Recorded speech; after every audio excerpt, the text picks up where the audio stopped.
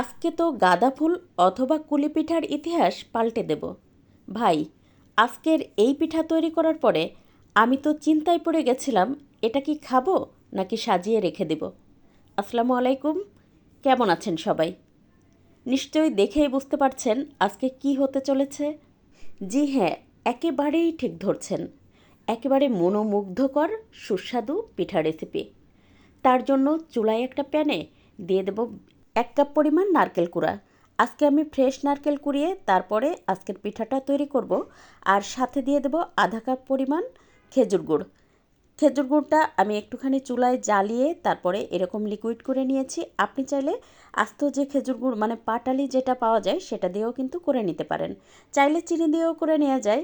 এখন এর মধ্যে দিয়ে দেবো একটা এলাচ থেতো করে, এতে করে খুব সুন্দর একটা সুঘ্রাণ আসে। তারপরে বেশ ভালোভাবে এটা 4-5 মিনিট আমি নেড়ে চেড়ে একটা পুর তৈরি করে নেব। একেবারে নাড়ুর মতো আঠা আঠা করবো না, মোটামুটি পানিটা শুকিয়ে আসা পর্যন্ত অপেক্ষা করব। তারপর নামিয়ে ঠান্ডা হতে দেব। আর এদিকে অন্য একটা পাত্রে দিয়ে দেব 2 কাপ পরিমাণ পানি, সাথে স্বাদমতো একটু লবণ দিয়ে দেব, সেই সাথে দিয়ে দেব 1 চা চামচ পরিমাণ ঘি। তারপরে পানিটা খুব ভালোভাবে ফুটে উঠলে দিয়ে দেব 2 কাপ পরিমাণ চালের গুঁড়া। তারপর চুলার জালটা মিডিয়াম রেখে আমি খুব ভালোভাবে নেড়ে চেড়ে একটা ডো তৈরি করে নেব। আর আর এই ব্যাটারটা যখন রেডি করবেন তখন কিন্তু পানির মধ্যে 1 চা চামচ পরিমাণ ঘি অথবা বাটারটা দেওয়ার চেষ্টা করবেন, এতে খুব সুন্দর সুঘ্রাণ পাওয়া যায়। তারপরে দেখতেই পাচ্ছেন আমি 2-3 মিনিট খুব ভালোভাবে নেড়ে সুন্দর করে একটা ডো তৈরি করে নিলাম। এবার এটা ঠান্ডা হলে আমি খুব ভালোভাবে হাতের সাহায্যে একটু মথে নেব, যেন কোনো দলা পেকে না থাকে আর খুব সুন্দর করে যেন মথে নেওয়া হয়। তো 4-5 মিনিট আমি এটা খুব ভালোভাবে মথে নিয়েছি, এতে করে পিঠাটা অনেক সফট হয়। তারপরে এটা দুটো ভাগ করে নেব, আর আমি আজকে কিন্তু সমান ভাগ করে নিচ্ছি। এই পর্যায়ে দিয়ে দেবো একটা ভাগের মধ্যে ফুড কালার, সামান্য একটু ফুড কালার দিয়ে তারপর খুব ভালোভাবে এটা মেখে নিব। আর এটা একেবারেই অপশনাল, আপনার যদি ভালো না লাগে তাহলে কিন্তু দেওয়ার কোনো দরকার নাই। আমি শুধুমাত্র দেখার সৌন্দর্যের জন্য দিয়ে দিলাম। তারপরে বেশ খানিকটা আমি ডো নিয়ে হাতের সাহায্যে দেখতেই পাচ্ছেন ঘুরিয়ে ঘুরিয়ে একেবারে সমান করে তারপরে একটা ছোট বাটির মতো তৈরি করে নিব। এবার এর মধ্যে দিয়ে দেব ওই যে আগে থেকে রেডি করে রাখা পুরটা দিয়ে তারপরে আমি এটা হাতের সাহায্যে আবারও একটা গোল বল করে নেব। একদম এরকম মসৃণ একটা বল তৈরি করে নেব। তারপরে সামান্য একটু ঘি উপর থেকে লাগিয়ে দেব, এতে করে যখন আমি শোন দিয়ে ফুলটা উঠাবো তখন কিন্তু এই যে লেগে যাবে না, হ্যাঁ। আর ফুলটা খুব সুন্দর ডিজাইন হয়। তো তারপরে দেখতেই পাচ্ছেন আমি একটা শোন দিয়ে এটা কিন্তু খুব সুন্দর করে একটা ফুলের ডিজাইন তৈরি করে নিচ্ছি। আর এটা একেবারেই সহজ, বাচ্চা থেকে বড় সবাই পারবেন।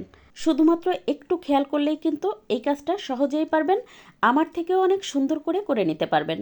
আমি আপনাদের বোঝার সুবিধার জন্য আমি আরও একটা পিঠা তৈরি করে দেখাচ্ছি। আজকের ভিডিও যদি ভালো লেগে থাকে তাহলে প্লিজ একটু শেয়ার করে দিবেন, আর একটা লাইক দিয়ে পেজ ফলো করে পাশে থাকবেন। আজকের ভিডিও কে কোথা থেকে দেখছেন চাইলে কিন্তু আমাকে কমেন্ট করে জানাতে পারেন। তো দেখতেই পাচ্ছেন আমার কিন্তু সবগুলো পিঠা রেডি হয়ে গেছে। এবার তো আমি পিঠাগুলো স্টিম করে নিব, তার জন্য এই যে একটা স্টিমারের মধ্যে পিঠাগুলো দিয়ে দেব।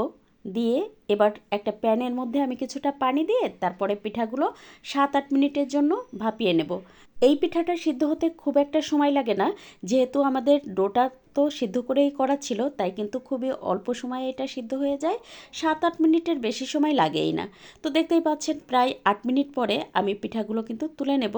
আর তুলে তারপরে আপনাদের সাথে পরিবেশন করে শেয়ার করব এটা কেমন হলো। নিশ্চয়ই দেখেই বুঝতে পারছেন এটা কতটা সুন্দর দেখাচ্ছে। যখন আপনি এটা তৈরি করবেন তখন আপনি নিজেও আমার মতো অবাক হয়ে দেখবেন এটা কি আমি খাবো নাকি সাজিয়ে রেখে দেব। আর একটা পিঠা আমি আপনাদের সাথে একটু ভেঙে শেয়ার করছি, এটা কিন্তু দেখেই বুঝতে পারছেন যথেষ্ট গরম ছিল। তো তারপরেও নিশ্চয়ই দেখেই বুঝতে পারছেন এটা কি পরিমাণ লোভনীয় দেখাচ্ছে। আর প্রত্যেকটা পিঠার উপরটা থাকে একেবারে নরম, ভিতরটা থাকে গুড় আর নারকেলের মিশ্রণে একেবারে রসালো। আর পিঠাগুলো ভাঙার সাথে সাথে কি যে অপূর্ব একটা ঘ্রাণ আসছিল, সেটা যদি আপনাদেরকে আমি বোঝাতে পারতাম। আজ এ পর্যন্ত, কাল আবার নতুন কোনো ভিডিও নিয়ে দেখা হবে ইনশাল্লাহ। সে পর্যন্ত সবাই ভালো থাকবেন, সুস্থ থাকবেন। আল্লাহ হাফেজ।